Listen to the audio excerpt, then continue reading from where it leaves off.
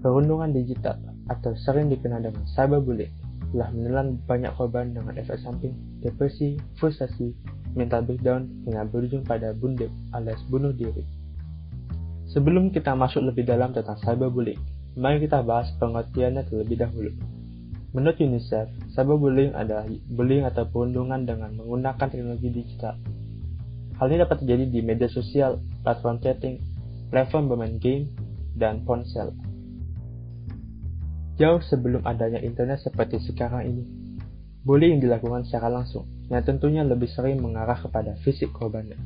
Namun, berbeda dengan cyberbullying yang lebih mengarah kepada mental korbannya. Di dalam pertemanan, bercanda dengan satu sama lain merupakan hal yang wajar. Tetapi, terkadang sulit untuk membedakan apakah seseorang sedang bersenang-senang bersamamu atau sedang mencoba menyakitimu, terutama saat di internet. Kadang-kadang, mereka akan menertawakannya dengan mengatakan, "Cuma bercanda aja kok," atau "Jangan dianggap serius dong." Tetapi, jika kamu merasa terluka atau berpikir sepertinya mereka sedang menertawakanmu, malah bukan tertawa bersamamu, maka lelucon atau candaannya mungkin sudah terlalu jauh. Kalau hal tersebut terus berlanjut, bahkan setelah kamu meminta orang itu untuk berhenti dan kamu masih saja merasa kesal tentang hal itu, maka ini sudah termasuk ke dalam tindakan cyberbullying.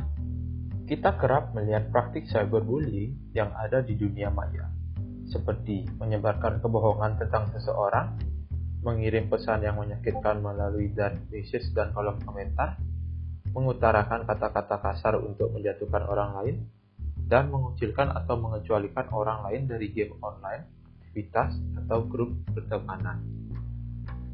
Nah, setelah kita mengetahui contoh-contoh dari cyberbullying, mari kita klasifikasikan jenis-jenis dari cyberbullying ini.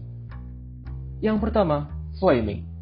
Flaming merupakan tindakan yang dilakukan oleh seseorang dengan mengirimkan pesan yang berisikan kata-kata frontal dan penuh amarah.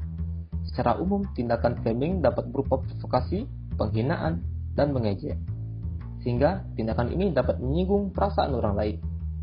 Yang kedua, harassment. Harassment merupakan tindakan seseorang yang mengirim pesan-pesan berisi gangguan melalui SMS, email, atau pesan jaring sosial dengan intensitas tinggi yang mengganggu dan dapat membuat orang yang dituju ini menjadi gelisah.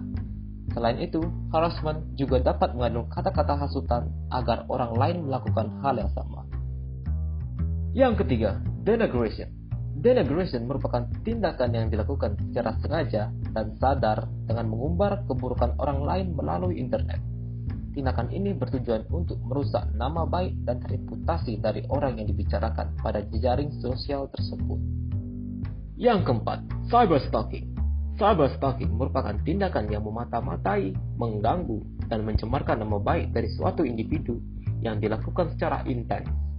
Dampaknya, orang yang menjadi korban merasakan ketakutan besar dan depresi. Yang kelima, impersonation.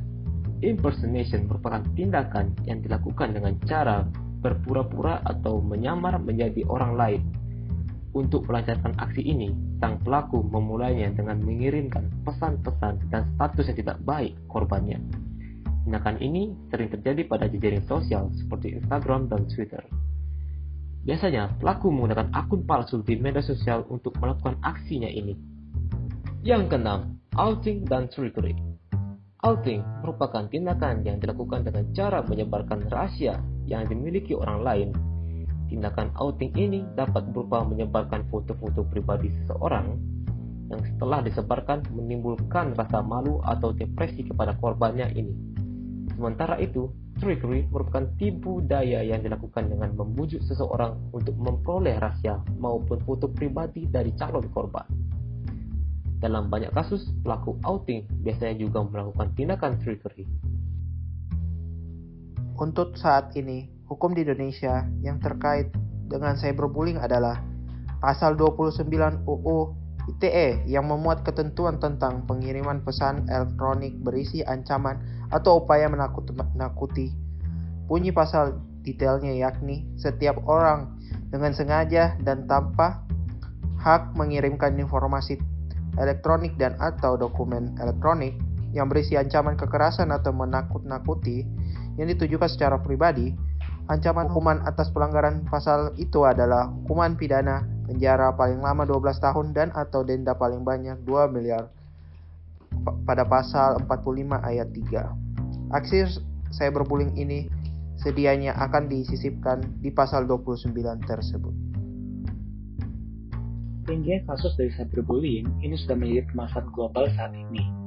Salah satunya diakibatkan oleh perkembangan teknologi digital yang sangat pesat. Dengan adanya teknologi yang semakin berkembang, tindakan cyberbullying ini dapat dilakukan dengan menyembunyikan identitas asli sang pelaku, sehingga cenderung susah untuk dilacak. Meskipun cyberbullying ini terlihatnya tidak serius dan hanya terlihat seperti bercandaan, tetapi efek yang dapat ditimbulkan kepada korban tidaklah main-main. Efek yang ditimbulkan oleh cyberbullying ini dapat berdampak kepada sisi mental, emosional, dan fisik dari korban.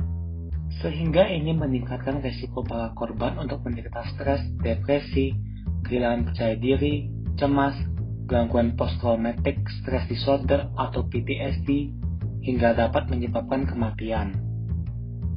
Menghentikan cyberbullying bukan hanya tentang mengungkapkan siapa saja para pelaku bullying ini, namun juga tentang mengingatkan dan menekankan bahwa semua orang berhak untuk dihormati, baik di dunia maya maupun di dunia nyata. Berikut adalah tips dari kami untuk mencegah dan mengatasi cyberbullying. 1. Mengubah akun media sosialmu menjadi private account. 2. Menseleksi teman di media sosialmu. 3. Menseleksi konten yang akan diupload di media sosialmu, karena tidak semua hal dapat dibagikan ke media sosial. 1. Orang tua harus mengawasi aktivitas media sosial anaknya. 2. Orang tua harus memberikan pemahaman kepada anaknya tentang cyberbullying, sehingga anak sudah mengerti mengenai apa itu cyberbullying. 3. Orang tua harus memposisikan dirinya sebagai seorang teman agar anak lebih mudah untuk berbagi cerita, karena anak lebih nyaman untuk berbagi cerita dengan teman dibandingkan orang tuanya. #think before you post.